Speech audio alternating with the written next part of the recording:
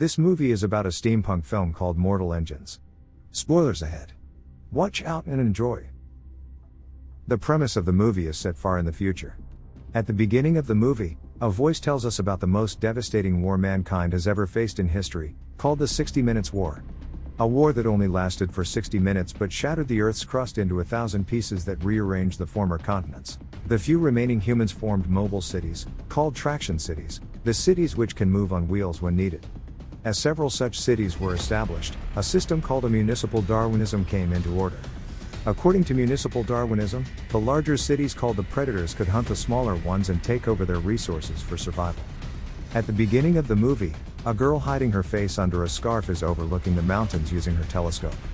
She sees a massive city of London approaching her way and runs back to her town called Saltaken. Saltaken is being attacked by the large predator city, London. As the official finds out about the London approaching them, everyone in the town. The engines start, and within seconds, the town transforms into a vehicle, ready to set off. London closes up on Saltaken while it tries to escape. In London, many civilians enjoy overviewing the chase through a glass barrier as they cheer for their city to win. The Lord Mayor of London is named Magnus Crome. He commands the operators on what measures to take. People from Saltaken try their best to escape but ultimately get caught under Crome's command. The town is then ingested into the predator city. In lies London, we see various infrastructures. It has museums where statues of minions are praised as American deities. It is revealed that people interpreted the aftermath of the 60-minute war however they pleased. Tom Natsworthy is a low-class apprentice historian of London. He works at the London Museum. That day, Catherine Valentine, the daughter of Deputy Lord Mayor Thaddeus Valentine, awaits Tom for a history lesson. Tom is late to assist Catherine, but unlike other elites, she is friendly and kind to him. The two walk around the museum, looking at historic things like smartphones and computers. When Catherine shows interest in 60-second war, Tom shows her a video of the war he was able to retrieve from an old hard drive. Tom explains that a quantum energy weapon called the Medusa was used to fight the war and was the reason the Earth was shattered into pieces. He then reveals that the museum has several weapon techs, but bits and pieces of them have been going missing frequently. Since his seniors didn't respond to his concerns about the missing tech, he has kept the weapons in a locker of his own, so they wouldn't be stolen. Outside the room, Tom's senior Herbert eavesdrops on their conversation. He demotes Tom to a lower level of the city, but Catherine accompanies him. Meanwhile, the people from Saltaken are made to evacuate their city, which is to be demolished later. They are told to bring their belongings with them and are restricted from bringing any weapons. However, the girl with the scarf manages to smuggle in a knife. Their job is to gather new electronics that the Saltaken has. Tom is fascinated to see a toaster that is of the highest kind. Just then, Deputy Lord Mayor and Catherine's father, Valentine, praises Tom for knowing so much about technology. As they talk, a worker brings a dangerous old tech device used in nuclear weapons and hands it to Valentine. The way Valentine talks about the weapon unsettles Tom. Meanwhile, the girl with the scarf approaches Valentine. As he talks to the people, the girl stabs him, saying that this is for her mother, Pandora Shaw. Valentine is shocked to hear the name. Before the girl can make another strike, Tom stops her and chases after her as she runs away. Both end up in the town of Saltaken, which is now being demolished. They somehow manage to get past the demolisher and to the waste chute. The girl falls into the chute but is caught by Tom, who is intrigued to see a nasty scar on her face. She tells him her name is Hester Shaw and that Valentine murdered her mother right before letting go of his hand. Hester then falls into the chute before Valentine arrives at the place. Tom asks him about Pandora Shaw and looks at Valentine in suspicion. At last, Valentine pushes Tom to the waste chute after Hester and acts innocent when his daughter arrives. Later, Catherine and Valentine are in his chamber when she asks about Pandora Shaw. He dismisses her question, but Catherine is sure he is hiding something from her. Meanwhile, Tom lands unconscious on the outskirts of an unknown location, and Hester robs him of his money. When he wakes up, she leaves him behind, but Tom follows her. She is furious at Tom for ruining the plan she had been working on for the past 6 months.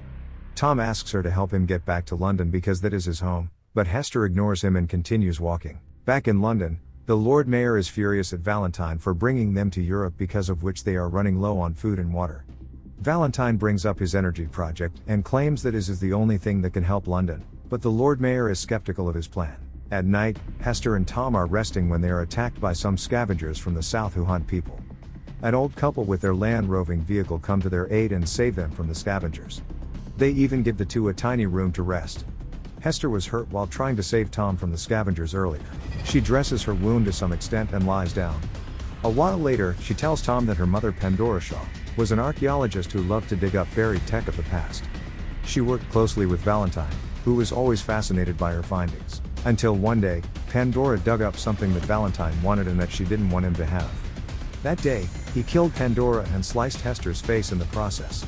Hester also mentions a necklace that Pandora handed her before asking her to run away. A single tear rolls down her cheek as she finishes telling the story.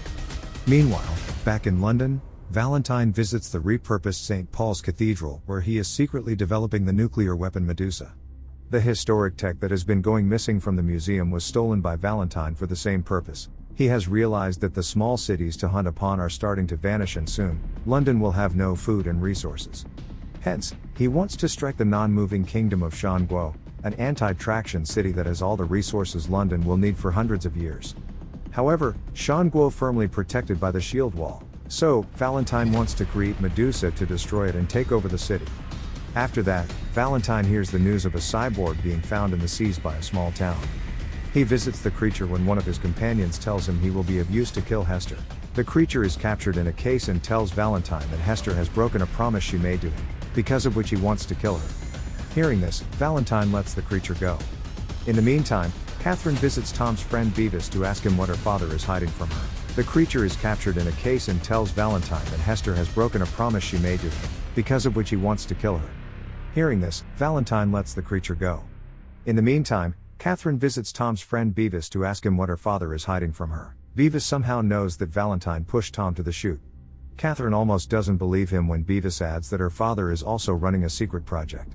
In return for the information, she offers to show him the historic tech that Tom had shown her at the beginning of the movie. Meanwhile, Hester is still asleep aboard the old couple's vehicle when Tom wakes her up. He says that the vehicle has turned south, so the couple has lied to them. Tom finds a way out under the floor, but Hester cannot jump off because of her injury. He refuses to go without her, and both are soon caught. They are then held hostage and put up for slave auction in a town. Hester is almost bought by a man when suddenly, a girl that stands out from the crowd claims Hester for herself. The auctioneer recognizes the girl as a wanted criminal and member of the Anti-Traction League, Anna Fang. She works closely with Shanguo's leader Quan and is here to free Hester. She kills the auctioneer in a single shot and asks Tom and Hester to run away. However, they do not reach far when suddenly the cyborg from earlier who wanted to kill Hester arrives. Hester recognizes him as Shrike. Shrike approaches the two as they run away from him.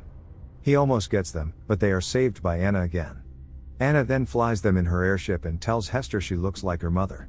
Sensing the two's curiosity, Hester reveals how she knows Shrike.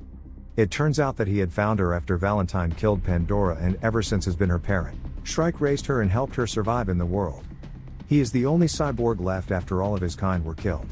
One day, Shire was fed up with always seeing Hester sad, so he made an exoskeleton with the intention to transform her into a cyborg as well. Hester promised him that she would go through with the plan but found out Valentine's whereabouts right after. Hence, she ran away and Shrike followed her in order to kill her for breaking the promise. Tom is stunned to hear the story. The two are then taken to an airborne city called the Air Haven, where they meet other members of the Anti-Traction League. They have caught up upon Valentine's suspicious activities and know it has something to do with Pandora.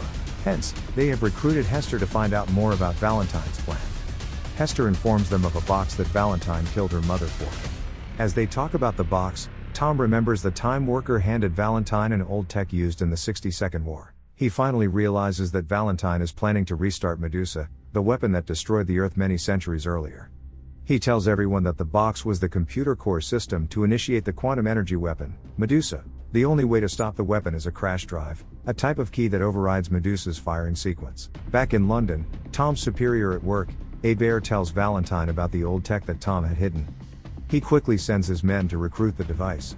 At the same time, Catherine brings also Beavis to the museum but sees that devices have already been stolen. The museum's overseer shows them a secret way to St. Paul's Cathedral so that the duo can see Valentine's project for themselves.